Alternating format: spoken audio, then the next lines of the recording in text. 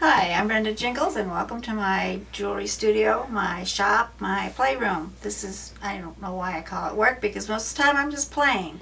So I've mostly been enjoying playing in my new studio out here on the Tomorrow River in the garden level, which most people would call a basement, and find that I am finally, I think, have that rapport with the metals, with the materials that I thought I should have and didn't know quite how to get to when I started 48 years ago. But what's interesting about metalworking is that a metal artist has materials that are very precise. A sheet of metal, a tubing, and wire. All of our materials look exactly alike when we get them. And what we do with them when we get them is absolutely amazing to me. Where they get their ideas and where I get my ideas is still a mystery to me. But over the years, of 48 years of collecting scraps and pieces that almost didn't work, I'm finding that that design process just keeps growing and growing and growing, and it's all built on those very, very first pieces, those very first projects. Somebody asked me, how long does it take you to make a piece? She's not impressed if I asking you to pay $100 for it and it takes me 20 minutes. But you have to realize that it's taken me 48 years to learn how to do that in 20 minutes. This piece, for instance, is one of my fun pieces that I, see if I can show you. You can't see it from here. It's a fuse piece that I did 45 years ago. It sat on my workbench all these years wondering what is the fate of this piece. It has finally, a number of 10, 15 years ago, it finally found its place, and it is still evolving. It's a fuse piece that was reproduced by a casting process so that I could create and continue exploring those particular elements, taking parts of them, adding to them, taking apart other parts, putting them with different kinds of materials. So that kind of thing is what really excites me about working in the media that I work in. This is a pretty clean workbench for me, but this is usually what it looks like. And this is where I get my ideas. Not from, maybe from nature because that's been in my brain forever, from architectural forms because that's been in my brain forever. But where I get my ideas are the actual pieces of metal. 48 years I've collected a lot of scraps, a lot of discs, and they inspire. The other day I found this little disc and these 3 pieces. That will become something, and I was excited about it. That's what's exciting. These come about because I have all these discs. What am I going to do with them? I can put them through a rolling mill. We'll show you a rolling mill. So this is where my ideas come from. This is a rolling mill, and it works basically the same as a Ringer washing machine. 2 cylinders opposing each other. Okay, I have here a disc that is cut out with my disc cutter, a sterling, about a 16 gauge, and I can reduce the gauge, make it thinner, and as a train does with a penny on the track, it will make it longer. I can also incise lines on it. Size lines on it or a texture, and so I have created, and this becomes an inspiration. What do I do with all of these discs, these drawer full of discs that I have that I can create by making them long and use them in narrower. I also can take a heavy wire, 8 gauge square wire, and it can be drawn down to something quite a bit smaller. Eventually, even a 20 gauge, which is what an earring wire is. And as I'm rolling it, it's square, and it's becoming a narrower gauge. It's also work hardening and becoming springy, which is a great thing, and for a lot of purposes too. Makes it much more sturdy.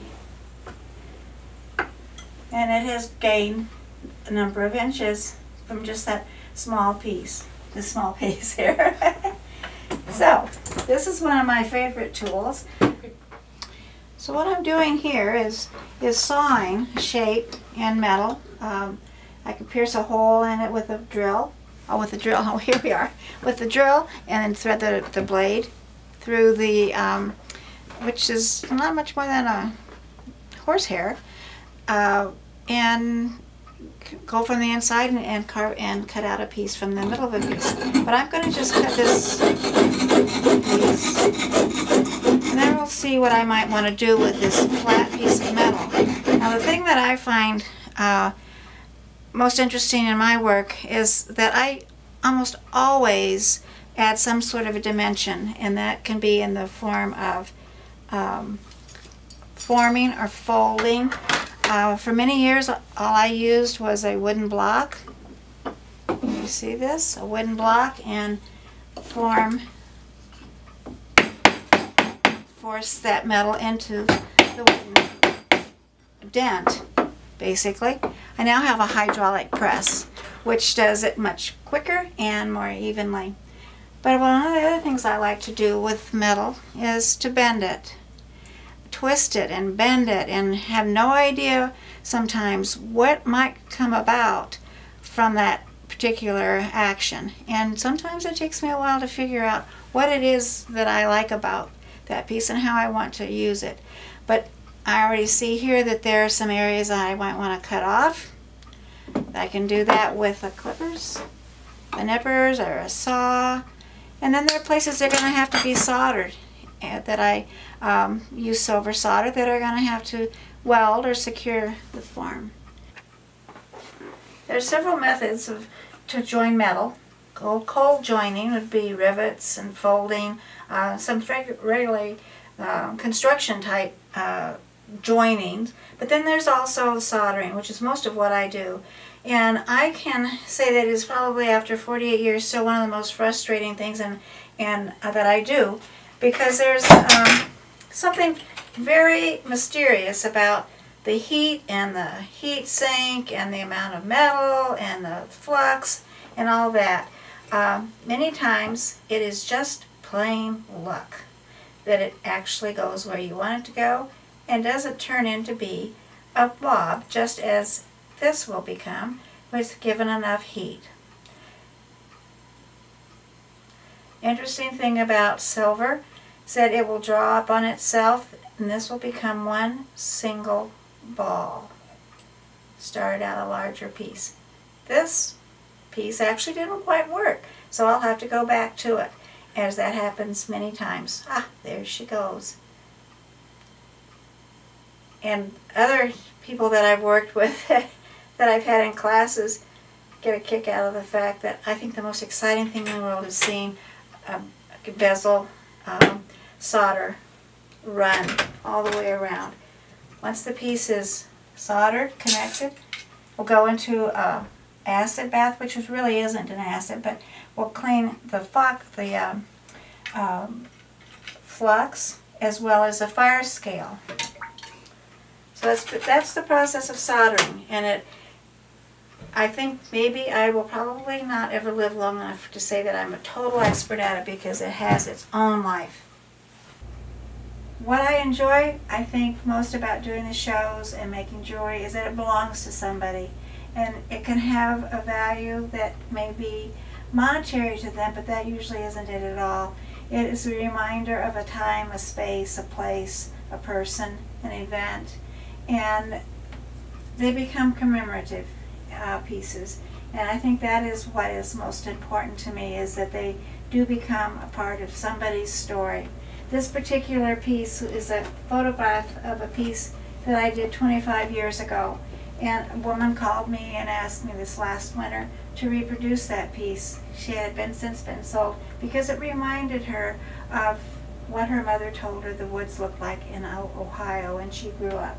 It's now an exhibit right now, but I'm anxious for her to have it, and the fact that she remembered it that long and that it meant that much to her makes my job very, very simple and very good and very fulfilling. And that's what each one of these pieces becomes. I hope you'll join us at the tour and step into my studio and investigate, possibly even exploring the media yourself.